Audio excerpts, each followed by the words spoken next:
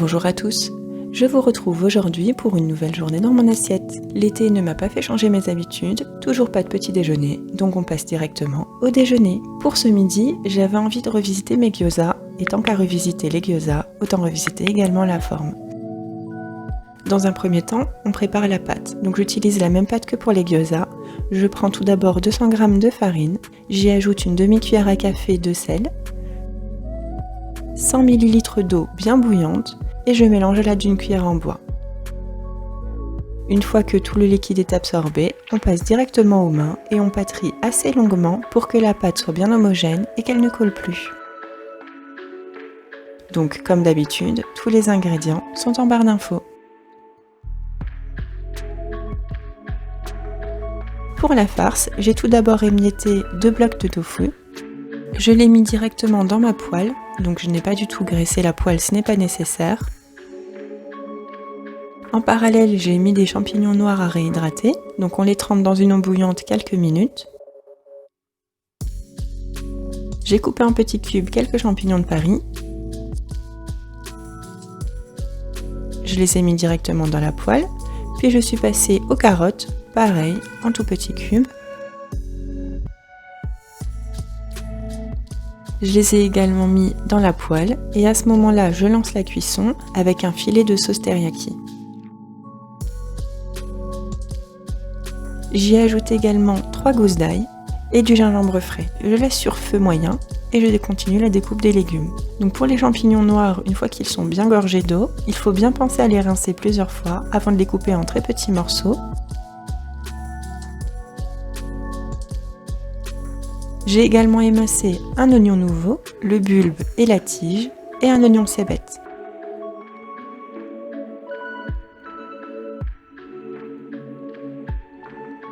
Je m'arrête quand les tiges sont trop abîmées.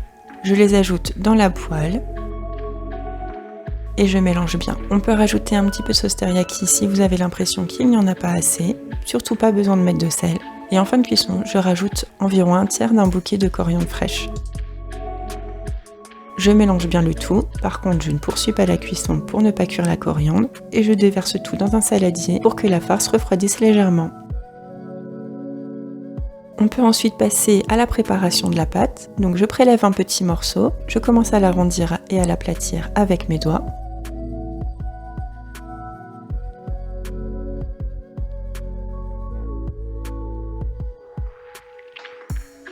Je mets ma pâte sur un tapis en silicone et j'utilise un rouleau pâtissier spécial pâte à sucre pour que la pâte ne colle pas et que je n'ai pas besoin de la fariner.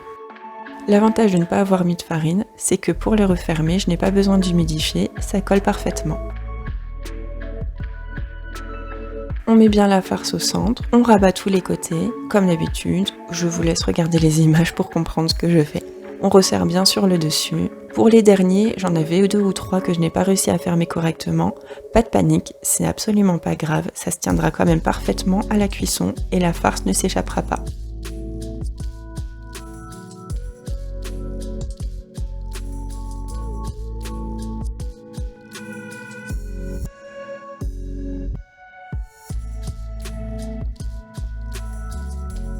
On chauffe bien notre poêle, on y ajoute de l'huile.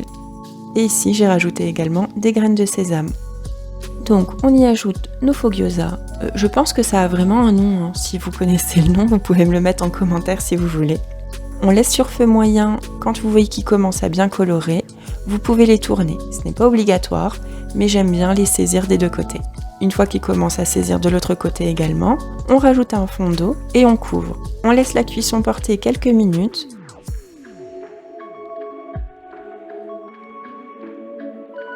Quand la pâte commence à être très légèrement translucide, c'est que la cuisson est bonne. Je les laisse simplement dans la poêle chaude pour qu'ils restent bien chauds.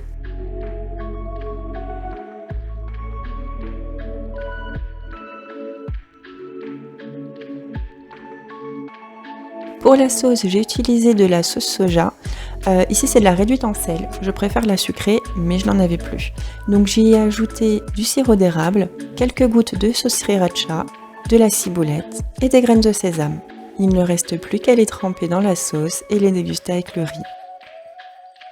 Avec le tofu à l'intérieur, ça rapporte du moelleux et plein de protéines. C'était le repas parfait. Pour le goûter, j'avais envie de refaire le gâteau que je vous ai préparé la dernière fois, mais avec des goûts différents. Donc pour cela, j'ai fait des petits gâteaux individuels dans des moules à muffins. Vous mettez dans un saladier 230 g de farine, ici j'ai rajouté de la farine semi-complète, un sachet de levure chimique, 100 g de sucre complet, 50 g de margarine fondue, une cuillère à soupe et demie de vanille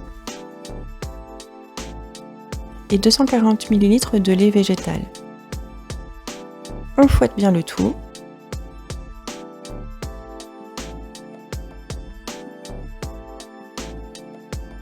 On met une cuillère à soupe d'appareil dans chaque moule à muffins. Et ensuite, il suffit de mettre les garnitures selon vos goûts. Donc ici, les deux premiers, j'ai mis du chocolat noir. Pour les deux suivants, j'ai mis au cœur de la pâte à tartiner au spéculoos. Pour les deux autres, j'ai mis des griottes surgelées. On couvre à nouveau d'une cuillère à soupe d'appareil. Et pour le topping, pour bien les différencier, donc pour ceux au chocolat, j'ai rajouté du chocolat. Pour ceux spéculoos, je rajoute des pépites de chocolat, mais également de la pâte à spéculoos pour bien les différencier. Et pour ceux aux fruits rouges, toujours plus de gourmandise, donc également des pépites de chocolat, mais des petits fruits par-dessus. Avec ces quantités, on peut faire 14 à 15 muffins. Vous les mettez ensuite dans votre four pour 15 minutes à 180 degrés. Par contre, pour ceux aux fruits rouges, si tout comme moi vous utilisez des fruits surgelés, il faut les rajouter 3 à 4 minutes supplémentaires. Si vous résistez à la tentation de tous les manger, vous pouvez les conserver plusieurs jours dans une boîte en métal. Et après cette gourmandise, on passe au dîner. Donc arrivé ce soir-là, grosse envie de légumes, donc j'ai simplement décidé de faire un riz aux légumes. Pour ça, rien de plus simple. Comme d'habitude, le plus long, c'est toujours de préparer les légumes. Donc, j'ai épluché, nettoyé, coupé 2 échalotes, une grosse carotte, un demi-poivron, quelques champignons bruns et une courgette. Donc là, je les ai tous préparés à l'avance, mais comme d'habitude, vous les préparez dans l'ordre de cuisson, comme ça on gagne du temps. Donc vous faites revenir dans de l'huile d'olive les échalotes. Une fois qu'ils commencent légèrement à être translucides, vous rajoutez vos poivrons. On rajoute les champignons et on mélange le tout. Donc comme je disais, à chaque fois on attend quelques minutes avant de rajouter les autres ingrédients. Donc vous pouvez très bien préparer les autres en même temps, ce qui fait gagner beaucoup de temps. On rajoute ensuite les carottes. Je rajoute les carottes et les courgettes vraiment tard parce que, comme vous avez déjà dû l'entendre dans mes vidéos, j'aime bien ne pas trop surcuire les légumes. Et je trouve ça très bon, les légumes à peine cuits et très croquants. Donc ça ne pose vraiment pas de problème de mon côté. Si vous voulez vraiment les cuire beaucoup plus longtemps, vous pouvez les rajouter dès le début. Encore et toujours ma passion pour l'ail, j'ai rajouté 2 à 3 gousses d'ail, une bonne pincée de sel et on mélange le tout. Ici, je n'avais pas du tout envie d'assaisonner plus, je voulais simplement le goût des légumes, des échalotes et de l'ail. Donc là, vous pouvez rajouter bien entendu des herbes comme du persil, du thym ou même de l'origan. On peut rajouter aussi quelques gouttes de sriracha ou des flocons de piment. On rajoute ensuite notre riz. Ici, j'ai cuit le riz basmati exprès à côté avant de le rajouter, mais ça peut également être parfait avec un reste de riz justement. C'était simple, mais c'était bon et plein de légumes. Et en dessert, j'ai oublié de vous le montrer, mais bien entendu, on a remangé un petit gâteau. J'espère que cette nouvelle journée dans mon assiette vous aura plu, que ces recettes également. Si c'est le cas, un like, vous le savez, ça fait toujours plaisir. Abonnez-vous si ce n'est pas encore fait, et à très bientôt.